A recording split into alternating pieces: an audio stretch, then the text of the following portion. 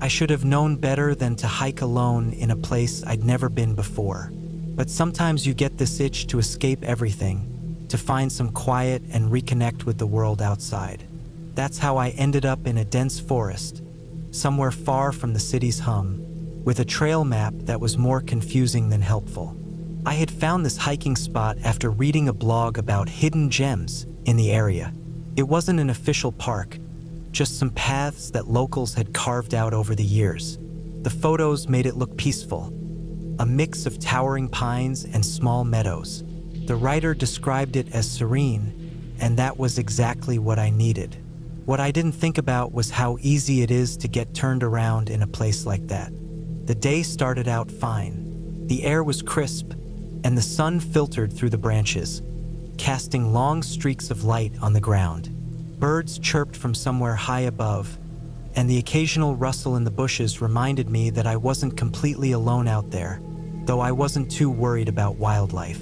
I brought a small pack with water, snacks, a first aid kit, and a flashlight just in case.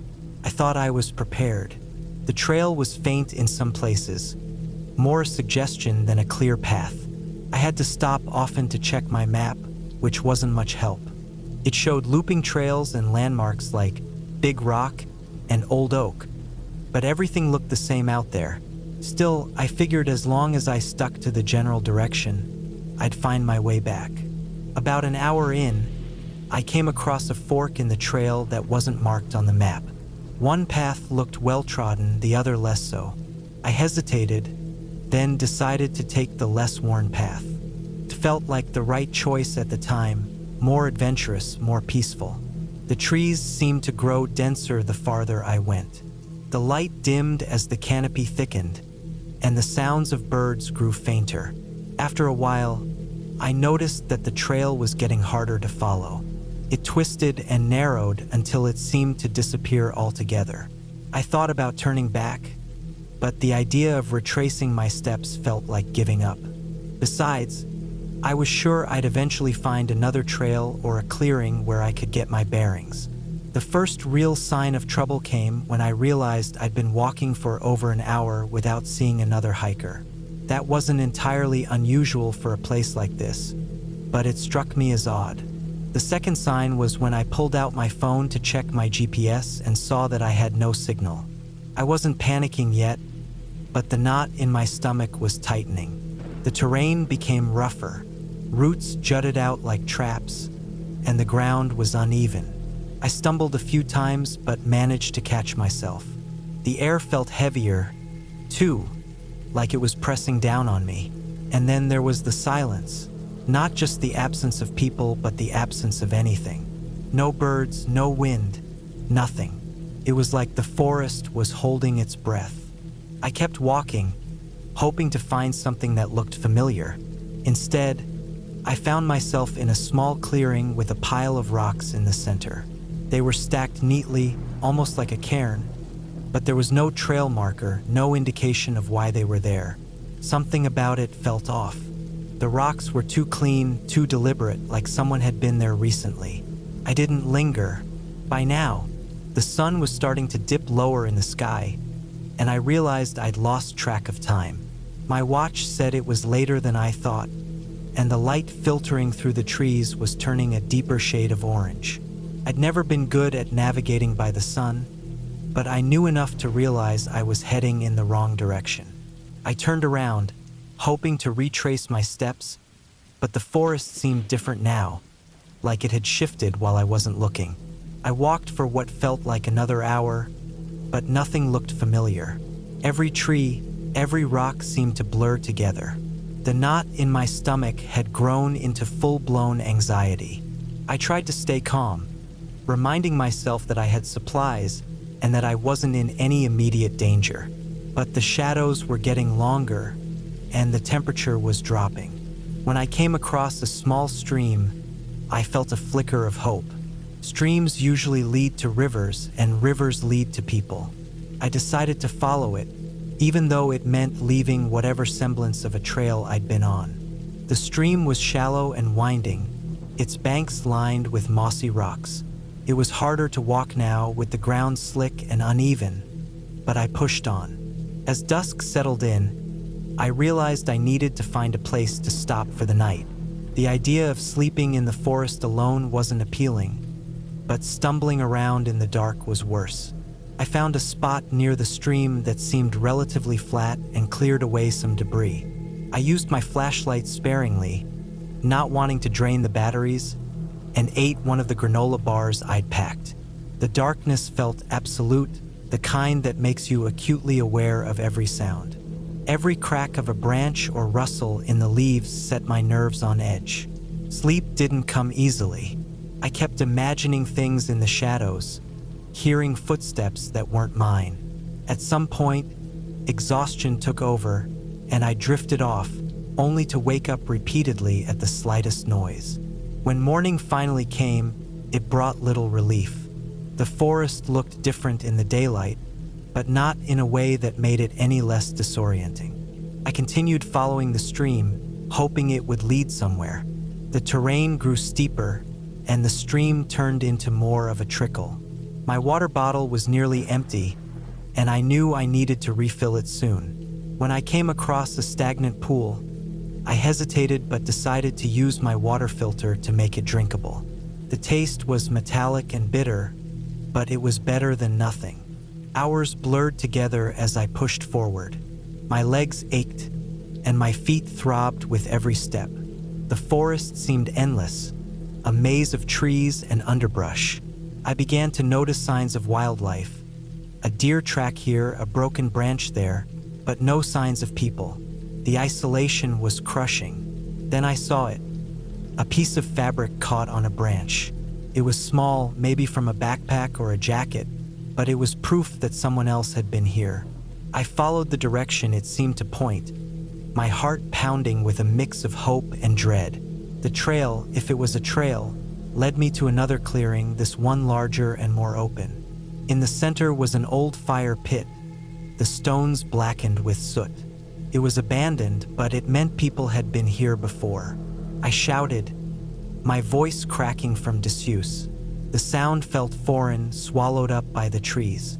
I waited, listening, but there was no response. Still, the fire pit gave me a burst of energy. I decided to keep going, reasoning that where there's a fire pit, there's usually a way out. The forest began to thin out as I continued, the trees spacing farther apart. The ground became less treacherous, and I thought I could hear the faint hum of traffic in the distance. I quickened my pace, ignoring the pain in my legs and the weight of my pack. The hum grew louder until it resolved into the unmistakable sound of cars. When I finally emerged onto a narrow road, I nearly collapsed with relief.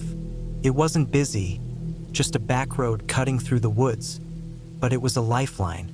I flagged down the first car that came by, a beat-up truck driven by an older man who looked at me with equal parts concern and curiosity. He didn't ask many questions, just offered me a ride to the nearest town. As we drove, I looked back at the forest, its edges dark and impenetrable. I'd gone out there looking for peace and found something else entirely. Even now, I'm not sure what, just that it left a mark, a reminder of how small and vulnerable we are in the face of nature. I haven't gone hiking alone since.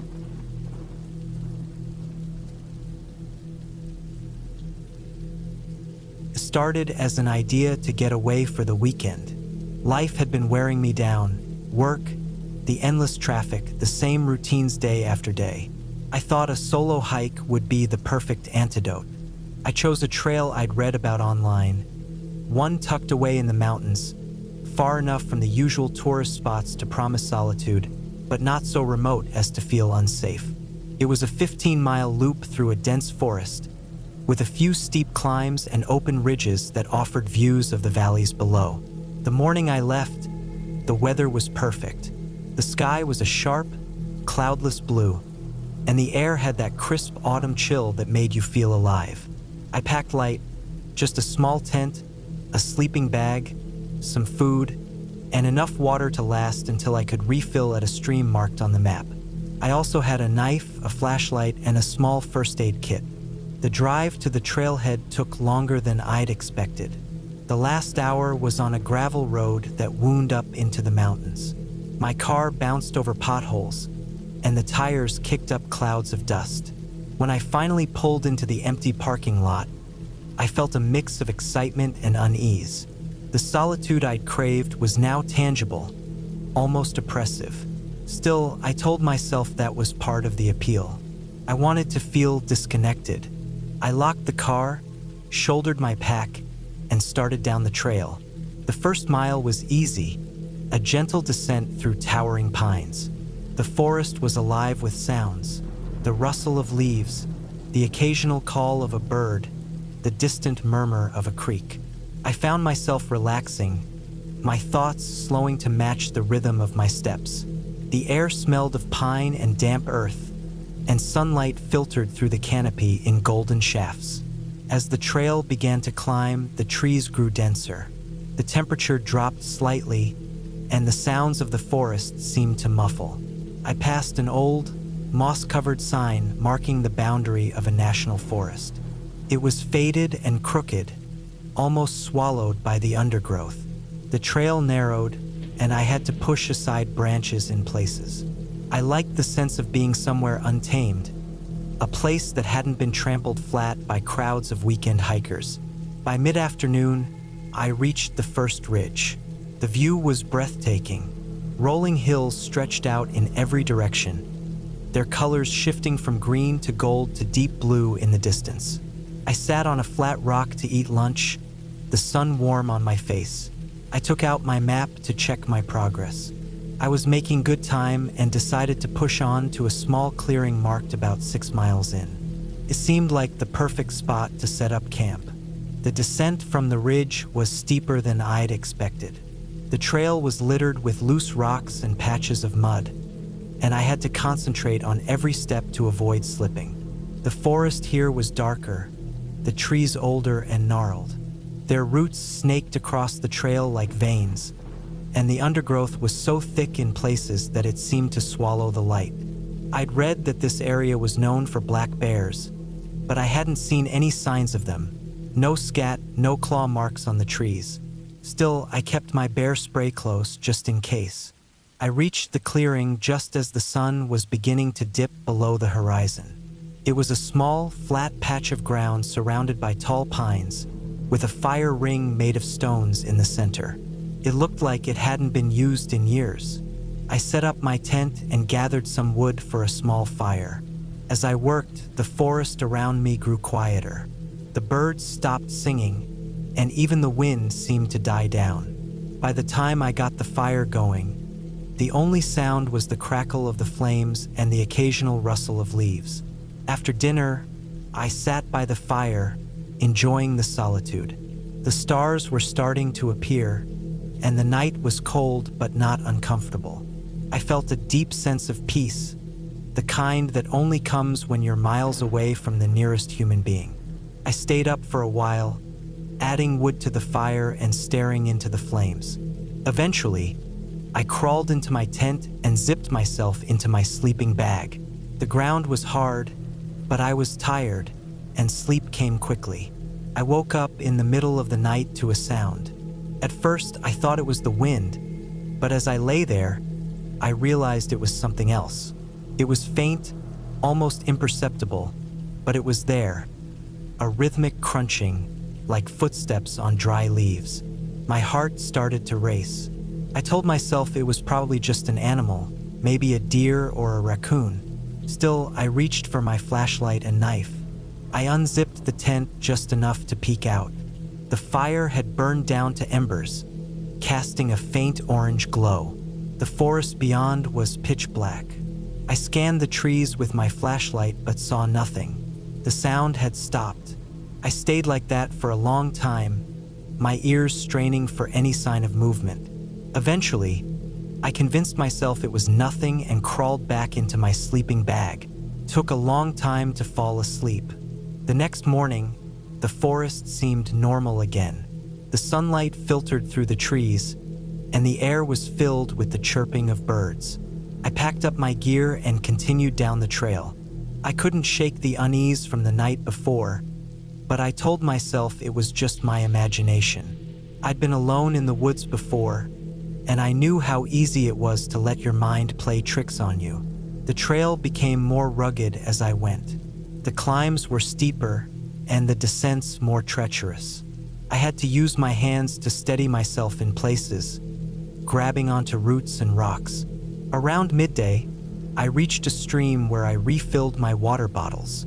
The cold water tasted incredible, and I splashed some on my face to cool off. As I sat there, I noticed something odd.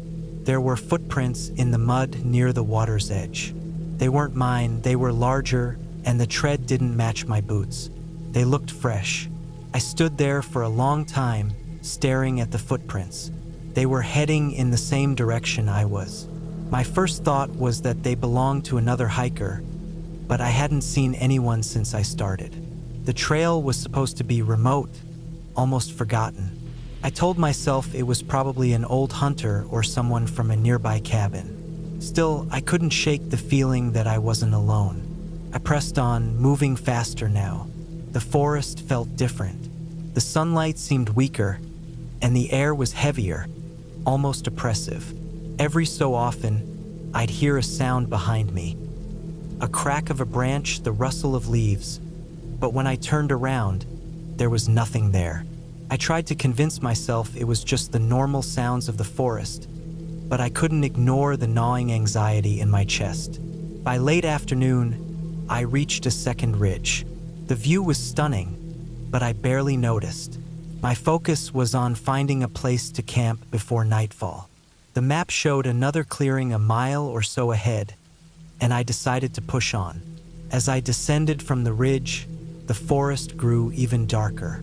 The trees were so close together that their branches tangled overhead, blocking out the light. The trail was faint, almost swallowed by the undergrowth. I had to stop several times to make sure I hadn't lost it. When I finally reached the clearing, I felt a wave of relief. It was smaller than the first one, barely big enough for my tent. There was no fire ring, just a patch of bare earth surrounded by trees. I set up camp quickly, my hands trembling slightly as I worked. I didn't bother with a fire. I just ate a cold dinner and crawled into my tent, pulling my sleeping bag up to my chin. That night, the sounds started again. This time, they were closer, footsteps deliberate and slow, circling the clearing. I lay there, knife in hand, my heart pounding so hard I thought it might burst. I wanted to believe it was an animal, but deep down, I knew it wasn't. The footsteps were too steady, too purposeful. I didn't sleep at all. I just lay there, listening, every muscle in my body tense. The sounds stopped just before dawn. When the first light filtered through the trees, I unzipped my tent and stepped outside. The forest was silent, unnaturally so. I packed up my gear as quickly as I could and started down the trail. I didn't care about the loop anymore. I just wanted to get back to my car. The hike back was a blur. I moved as fast as I could, barely stopping to catch my breath. The forest seemed to close in around me, the trees pressing closer together. I kept glancing over my shoulder, certain I was being followed, but I never saw anything. By the time I reached the parking lot, my legs were shaking and my lungs burned. My car was the only one there, just as I'd left it. I threw my pack into the back seat and climbed in, locking the doors behind me. As I started the engine, I glanced at the edge of the forest. For a moment, I thought I saw something move between the trees, but when I blinked, it was gone. I didn't wait to find out. I pulled onto the gravel road and didn't stop driving until I was back home. I don't know who or what was out there. Maybe it was just another hiker, someone who didn't want to be seen. Or maybe it was something else, something I don't want to understand. I've thought about going back, retracing the trail to see if I missed something, but I can't bring myself to do it. The forest is beautiful, but it's also vast and indifferent. It doesn't care if you're there or not, and sometimes neither does whatever else might be out there.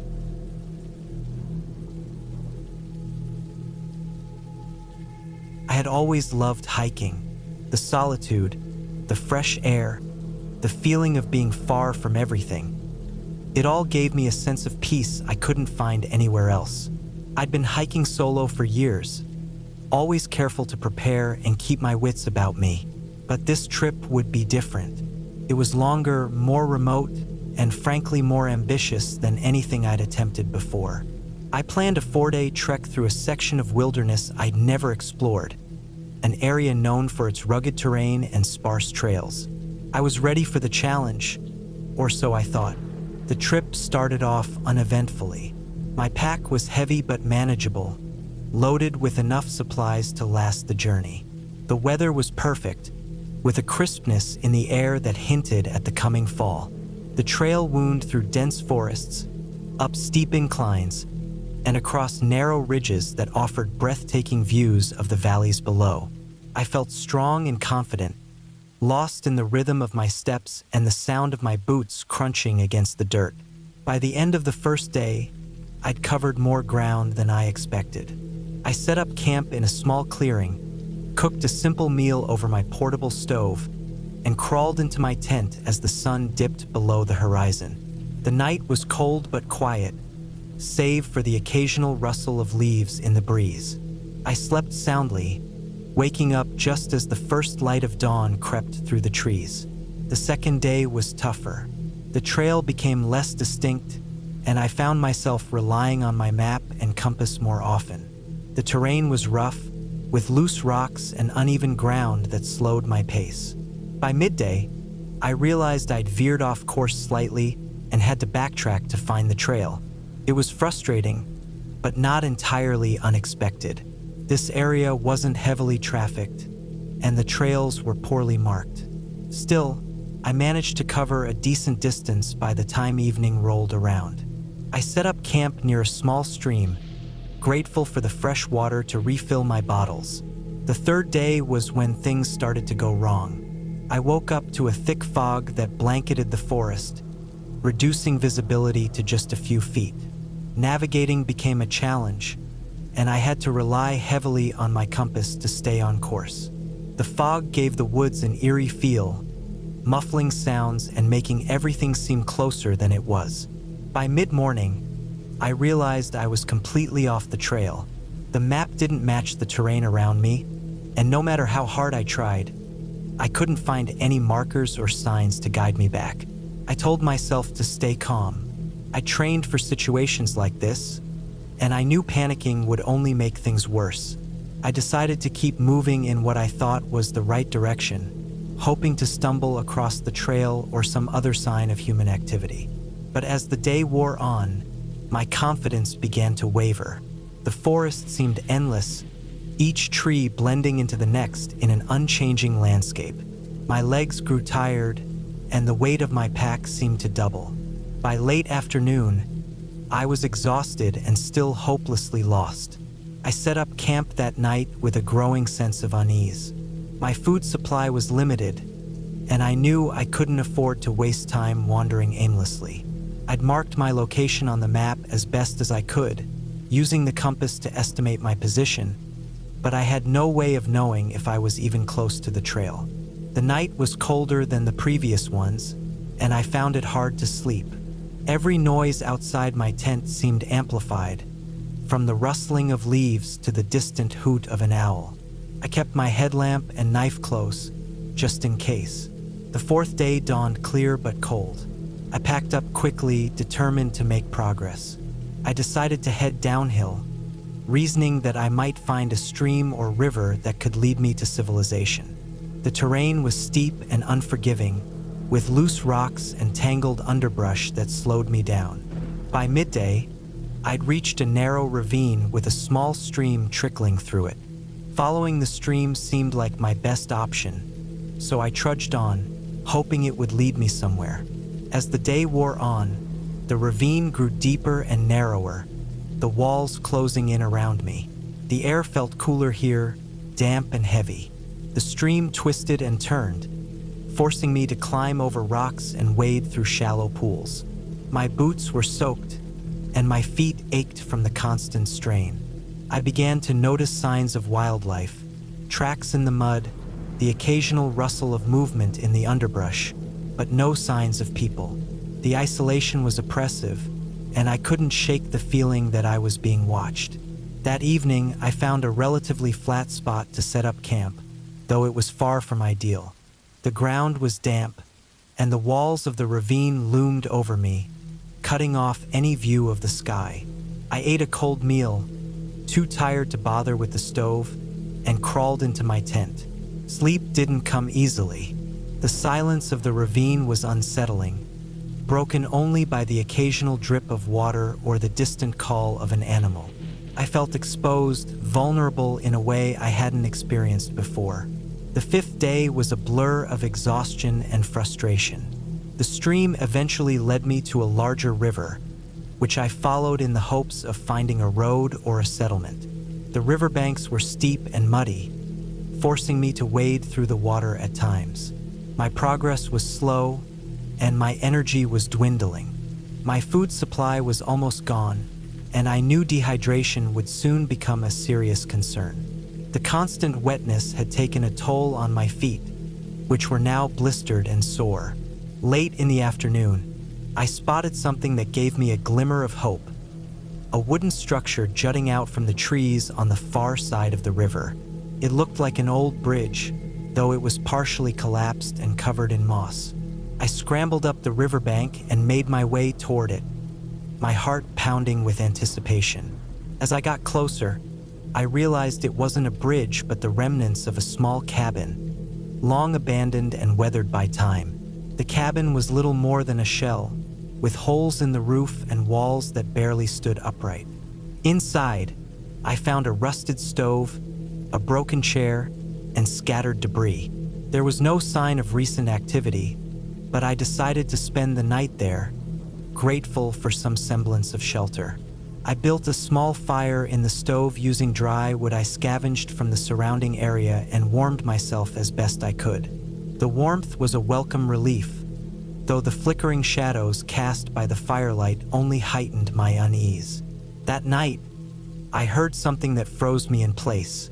It was a faint sound, barely audible over the crackle of the fire, the unmistakable crunch of footsteps on dry leaves. My heart raced as I strained to listen, every muscle in my body tense. The sound came again, closer this time. I grabbed my knife and turned off my headlamp, plunging the cabin into darkness.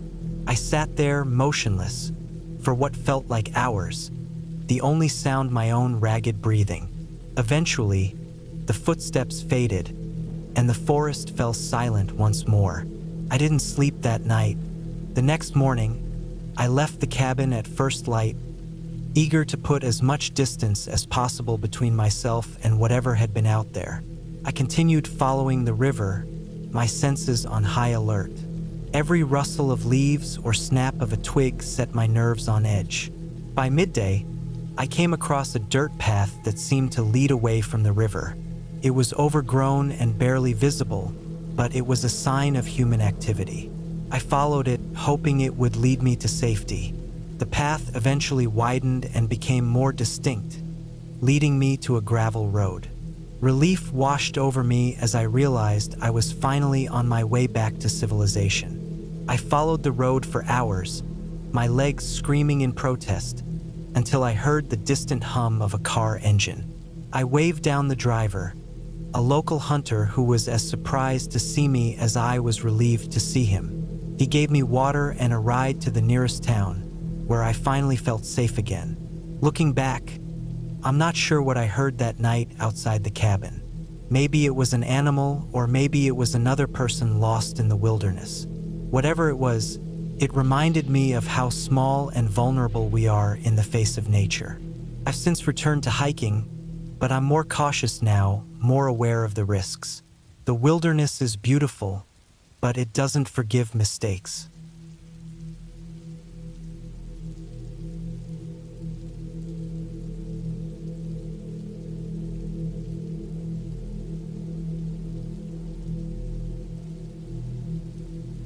I've always loved hiking.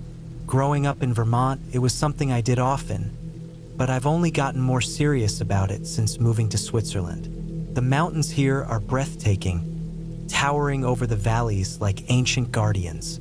Hiking them is an experience that's both humbling and exhilarating. But one hike last autumn changed the way I see the wilderness forever. It started on a crisp morning in late October. I had taken a few days off from work and planned to hike a trail I'd read about in a local guidebook. The path led up to a remote peak, not particularly high or famous, but known for its solitude and stunning views. The trailhead was tucked away in a small village, about an hour's drive from my home. When I arrived, the parking area was empty, which wasn't surprising for a weekday. I strapped on my pack, adjusted my boots, and started up the trail. The first section of the hike was through dense forest. The trees were mostly spruce and fir, their branches heavy with the remnants of a recent rain. The ground was damp but firm, covered in a thick carpet of fallen needles. As I walked, the sounds of the village faded, replaced by the rustling of leaves and the occasional chirp of birds. The air smelled of earth and moss, clean and sharp. The trail climbed steadily, winding through the trees. I kept a good pace, enjoying the steady rhythm of my footsteps. After about an hour, I reached a small clearing where the forest thinned out. Here, the trail split. One branch continued upward toward the peak, while the other veered off to the east, descending slightly before disappearing into the woods. According to the map, the eastern path was an old logging road that hadn't been maintained in years. The guidebook had mentioned it but recommended avoiding it due to its overgrown and unpredictable nature. I stuck to the main trail and continued upward. The forest grew sparser as I climbed, and the trees gave way to shrubs and rocky outcroppings. The views opened up, revealing rolling hills and distant peaks. The higher I climbed, the colder it became. Patches of snow lingered in the shadows, and a light breeze carried the chill of the coming winter. Around midday, I reached a plateau where the trail leveled out for a while. Here I stopped to eat lunch. I found a flat rock with a view of the valley below and unpacked a sandwich and some fruit. As I ate, I took in the scenery. The sky was a clear, pale blue, and the sunlight sparkled on the distant snow-capped peaks. It was perfect, the kind of moment that made all the effort worthwhile. After lunch, I resumed my hike.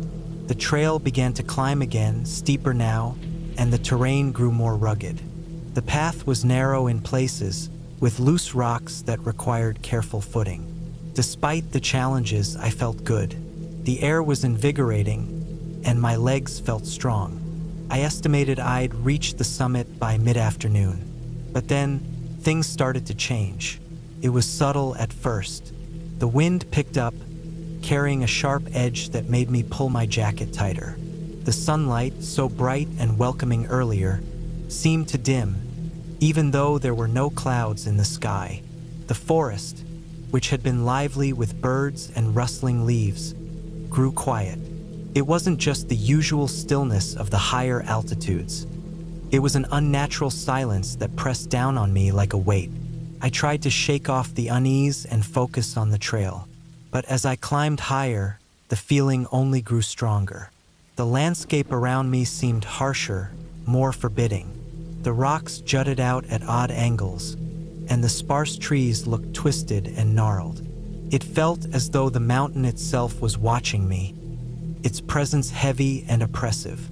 I told myself I was imagining things, that I was just tired or unused to hiking alone in such a remote area.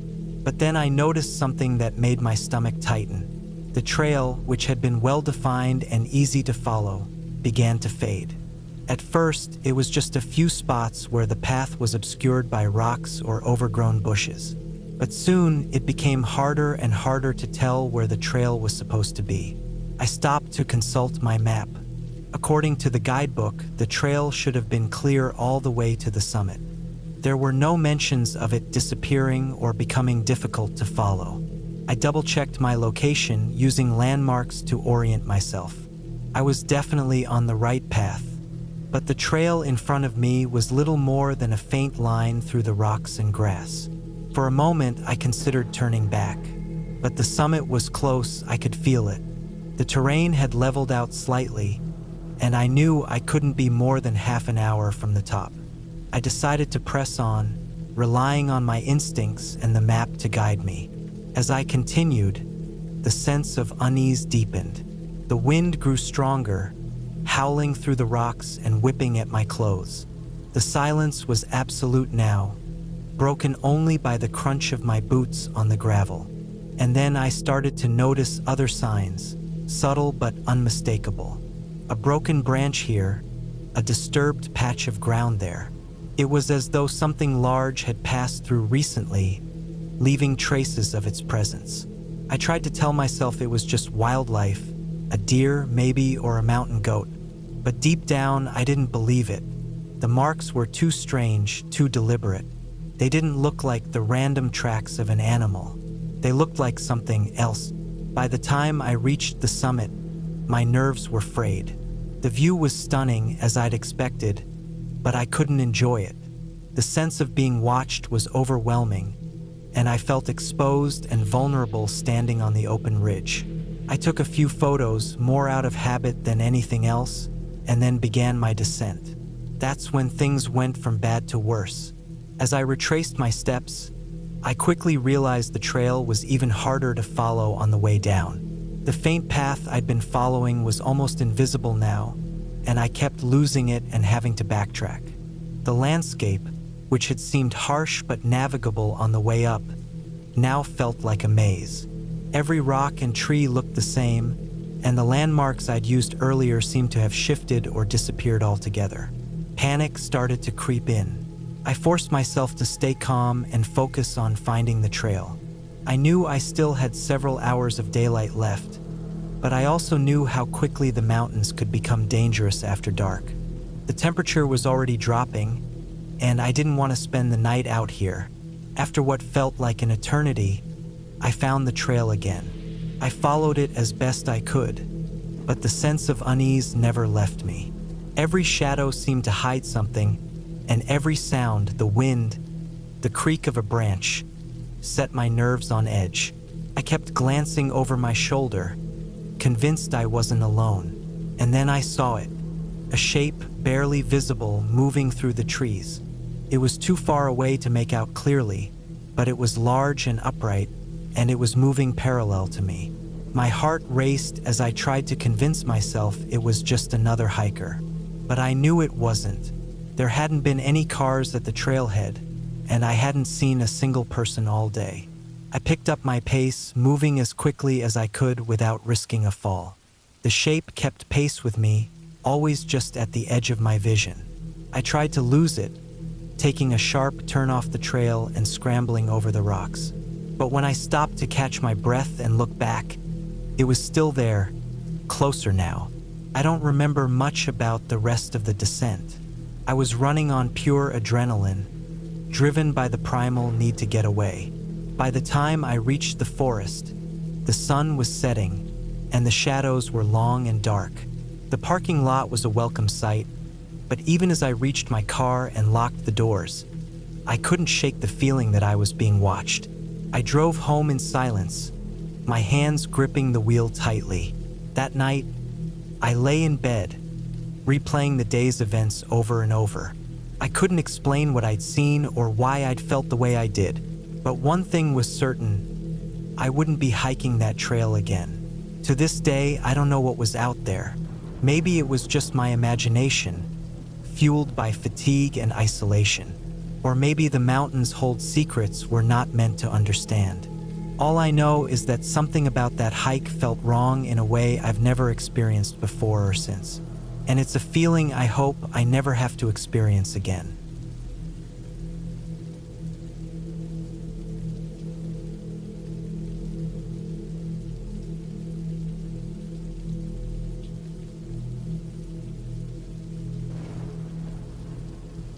I set out on my hike in the early morning, the kind of crisp, cool morning that promises a beautiful day ahead, the kind of day you dream of when you're stuck inside, longing to escape into the wild. The sky was clear, and there wasn't a cloud in sight. The sun was just rising, casting soft golden light over the trail as I shouldered my pack, ready for what would hopefully be a peaceful, quiet journey. I'd chosen a trail I'd never done before, one that promised great views, a little bit of a challenge, and most importantly, solitude. There's something about the solitude of a hike that I crave. The silence, broken only by the crunch of gravel underfoot, the rustling of leaves, and the occasional bird call, is something I find peace in. It was just me, the trees, and the path ahead. The trailhead was marked by a small wooden sign, weathered from years of exposure to the elements. As I stepped onto the dirt path, I couldn't help but notice how fresh the air was. It smelled earthy, almost like moss and pine. The path was narrow, winding through thick trees on either side, and it didn't take long before the sounds of civilization faded into the background. I'd read about the trail beforehand, so I knew it was supposed to be moderate, not too difficult but enough to keep me on my toes. The first few miles passed by without much excitement. The trail climbed steadily, weaving around boulders and dipping through small creeks that babbled over the rocks. I had to leap over a couple of streams, the cool water rushing beneath my feet as I carefully made my way across. The occasional bird flitted overhead, and a few squirrels darted from tree to tree, seemingly unconcerned by my presence. After a couple of hours, I reached a spot where the trail opened up for a bit, and I took a moment to catch my breath. The view was incredible. A valley stretched out below me, the morning mist still hanging low in the trees, giving everything an ethereal, almost magical quality. I sat on a large rock at the edge of the trail, pulling out my water bottle and taking a long drink. But as I sat there, something started to bother me. It wasn't anything I could quite put my finger on, but there was a growing unease in the pit of my stomach. The feeling came on gradually, like a whisper, and at first I tried to brush it off. Maybe it was just me being overly cautious. But the more I thought about it, the more I realized that it was odd how completely quiet everything had become. Normally, the forest would be alive with sounds. Birds, insects, maybe the distant rustling of a deer in the brush. But here it was almost dead silent. I looked around, trying to shake the feeling. There were no other hikers on the trail, which was unusual for a Saturday morning, but it wasn't unheard of. Maybe the other hikers were taking different routes or starting from a different trailhead. Still, I couldn't help but feel a little isolated. Shaking it off, I stood up and started moving again, determined to finish what I started. The trail narrowed once more, and the dense trees closed in around me, blocking out most of the sun. I was now deep in the woods, the trees towering overhead, their shadows stretching across the path. The further I went, the more I started to notice how remote the place was. No signs of civilization anywhere, no roads, no distant houses, no cell phone signal. It was just me and nature. An hour later, I came across a clearing. I took a deep breath of the fresh, pine-scented air, and for a moment, I thought about turning around. The feeling of unease hadn't left me, and if anything, it was growing. There was a sense of being watched, though when I turned to look behind me, I saw nothing. But the feeling didn't fade. I decided to keep going. It was probably just nerves, I thought, or the isolation of being so far from anyone. Besides, I was close to the summit. Just a little further, and I could turn around and head back. The path became steeper as I climbed higher, and the trees grew sparser, replaced by shrubs and tall grasses that brushed against my legs. The ground was rockier here, and I had to be careful where I stepped. That's when I heard it, a sound not too far off, like something heavy crashing through the underbrush. I froze, my heart racing. It was too loud to be a deer, too forceful to be a smaller animal. My first thought was bear, but then I realized how absurd that was. Bears don't crash through the woods like that. They're usually much more deliberate in their movements. I waited, holding my breath, listening for any further sound, but all was quiet again. I told myself it was just the wind, or maybe a falling tree branch, but even I knew I wasn't buying it. I pressed on, now more alert than ever.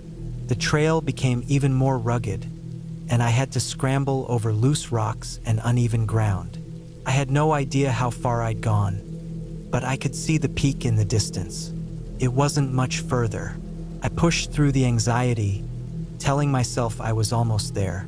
Then I came to a section of the trail where the rocks were larger, more scattered. The path was almost completely blocked by a large boulder that I would have to climb over to continue. As I started to work my way up the rock, I slipped and lost my footing, scraping my knee badly against the sharp stone. The pain made me curse under my breath, but I gritted my teeth and pulled myself up to the top, making sure to check my surroundings before I continued. At the top of the boulder, I stopped and scanned the area. The wind had picked up slightly, and the sky was starting to cloud over. I couldn't shake the nagging feeling in my gut that something wasn't right. I glanced around, but everything appeared normal. Then, out of the corner of my eye, I saw something. Movement. Something large, but it was too far away to make out. It was just a blur, disappearing into the dense trees. I told myself it was probably another hiker, or maybe a bear, though I'd never seen one this far up the trail before. Still, it left me with a strange, hollow feeling. I continued up the final stretch of the trail, pushing myself harder now, eager to reach the summit and be done with it. Finally, after what seemed like an eternity, I made it to the top. The view was everything I'd hoped for: vast, open, and breathtaking. I stood there for a few moments, catching my breath, trying to push aside the unease that had been building for hours. But just as I was about to turn around and head back, something caught my eye down below in the valley. A figure. It was standing in the distance, just at the edge of the treeline, watching me. I couldn't make out any details, but I could feel its eyes on me. My heart stopped. For a few long seconds, I just stood there, frozen, my mind racing. Was it someone else on the trail? Or was it something else? The figure didn't move. It just stood there, like it was waiting for me to make the next move. I slowly backed away, my pulse hammering in my chest. I had to get out of there. I didn't care what it was anymore. I just needed to leave. As I started to descend the trail, I kept glancing over my shoulder. The figure was gone. When I finally made it back to the trailhead, my legs were sore, and my mind was still racing. I had no idea what had happened, or if I had just let my imagination get the better of me. But one thing was clear. Something had been off that day, something I couldn't explain. But the most important thing was that I was safe and I had made it back. Looking back, I wonder what I saw that day. Maybe it was just another hiker, or perhaps a trick of the light. But I know one thing for sure. I'll be thinking twice before I venture that deep into the wilderness again.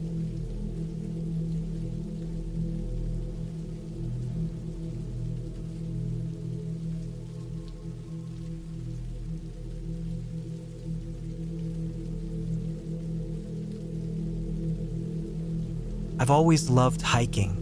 There's something about being out in the wilderness that makes me feel free.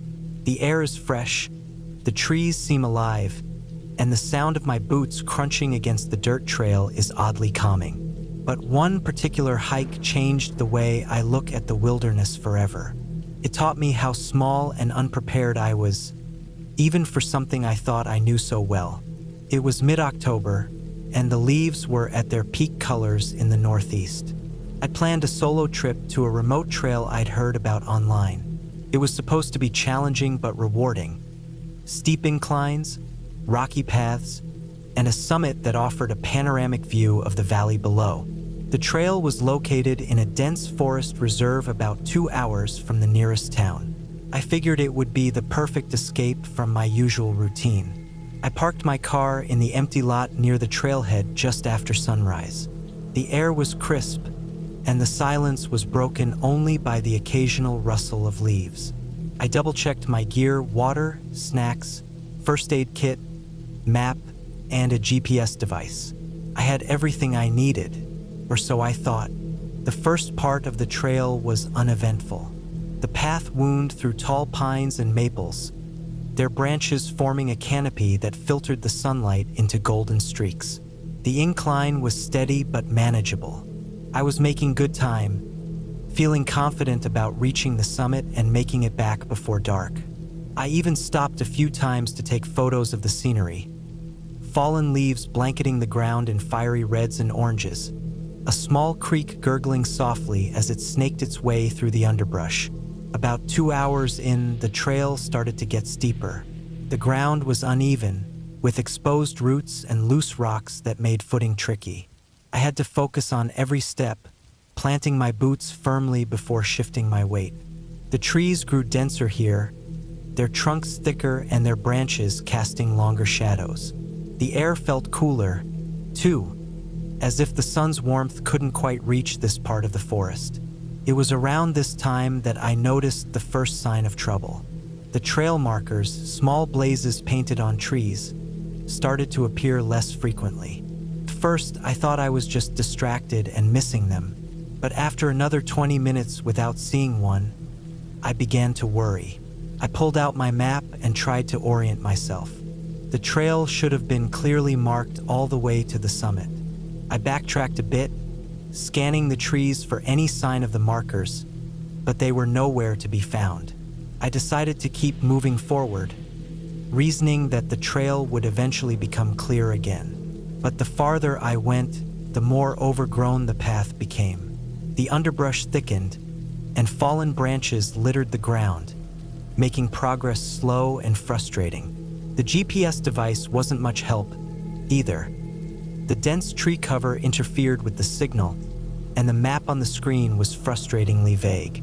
After another hour of trudging through what barely resembled a trail, I came to a small clearing. I dropped my pack and took a break, sipping water and trying to calm my nerves. The clearing was eerily quiet. No birds, no rustling leaves, just the sound of my own breathing. It felt as though the forest was holding its breath, watching me. That's when I noticed the structure.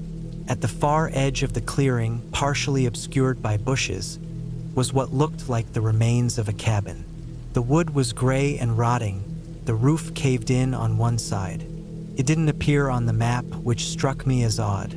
Curious but cautious, I approached it. The air around the cabin felt colder, and the smell of damp wood and decay grew stronger with each step. The door was barely hanging on its hinges, and the windows were long gone. I peeked inside. The interior was dark, but I could make out a few broken pieces of furniture and what looked like a rusted stove.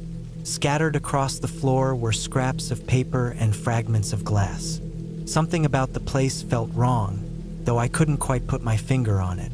I decided not to linger and moved back to the clearing. By now, it was early afternoon, and the shadows were growing longer. I needed to find the trail again. I circled the clearing, searching for any sign of a path. That's when I found the footprints. They were faint but unmistakable, pressed into a patch of soft soil near the edge of the clearing. They looked fresh. Someone else had been here recently. I felt a mix of relief and unease. On one hand, it meant I wasn't completely alone out here. On the other, whoever had made those footprints hadn't left a clear trail to follow. They just stopped, as if the person had vanished into thin air. I scanned the area, hoping to find more prints, but there were none. A growing sense of urgency pushed me to keep moving. I picked a direction and plunged back into the forest, hoping to intersect the trail. The terrain was rough, with thick underbrush and fallen logs forcing me to zigzag rather than walk in a straight line. My legs were starting to ache, and my water supply was running low. Then I heard it, a faint sound, like the crack of a twig. I froze, my heart pounding. The sound came again, this time from somewhere behind me. I turned, scanning the trees, but saw nothing. The forest was still and silent once more. I told myself it was probably just an animal, a deer or maybe a squirrel, but the feeling of being watched was impossible to shake. I quickened my pace, pushing through the underbrush with renewed determination. The sound of my own movement was loud in my ears, masking any other noises. I was so focused on moving forward that I didn't notice the ground sloping downward until it was too late. My foot slipped on a patch of wet leaves, and I tumbled down a short embankment, landing hard on my side. Pain shot through my arm and ribs as I struggled to sit up.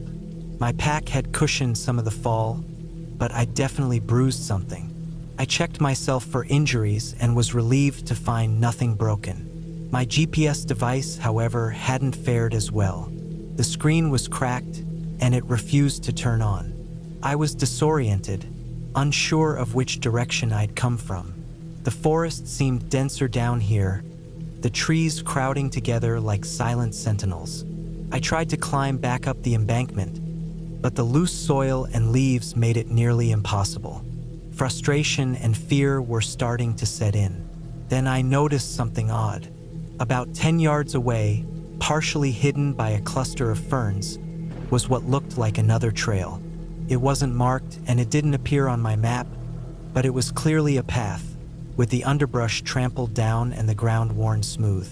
I decided to follow it, reasoning that any path had to lead somewhere. The trail wound through the forest in a meandering, almost aimless way.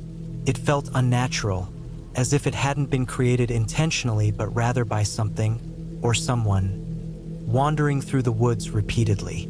The further I went, the more uneasy I felt. The trees here were different, their trunks gnarled and twisted as if they'd grown in pain. The air smelled damp and earthy, with a faint metallic tang that made my stomach turn. I don't know how long I followed that trail. Time seemed to stretch and blur. The light filtering through the trees grew dimmer, though I couldn't tell if it was because the sun was setting or if the forest itself was somehow darker here. My legs were burning, my throat parched. I was on the verge of turning back when I saw it. Another clearing, this one larger than the first. In the center stood a massive ancient tree, its trunk so wide that it would take several people linking hands to encircle it. The ground around the tree was bare, as if nothing dared grow near it. And there, leaning against the base of the tree, was a backpack. It wasn't mine. It was old and weathered, the fabric faded and frayed. I approached cautiously, every instinct screaming at me to turn back. The backpack looked like it had been there for years, but when I touched it, the fabric was dry and the zippers moved smoothly. Inside, I found a few items. A water bottle, empty but clean. A map, so faded that the markings were illegible. And a journal. The journal's pages were damp but still readable. Most of the entries were mundane, detailing the writer's hiking trips and observations about the forest. But the last entry sent a chill down my spine. It described finding a clearing with a massive tree and feeling an overwhelming sense of dread.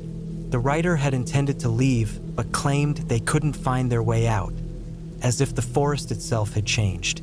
That was when I realized how quiet it had become. No wind, no rustling leaves, no distant bird calls. Just silence. I stuffed the journal into my pack and turned back the way I'd come, determined to retrace my steps. But the path was gone. The underbrush was undisturbed, as if I'd never walked through it. Panic set in. I stumbled through the forest, trying to find anything familiar. My flashlight's beam cut through the growing darkness, but it only illuminated more trees, more shadows. The forest seemed endless, a labyrinth with no exit.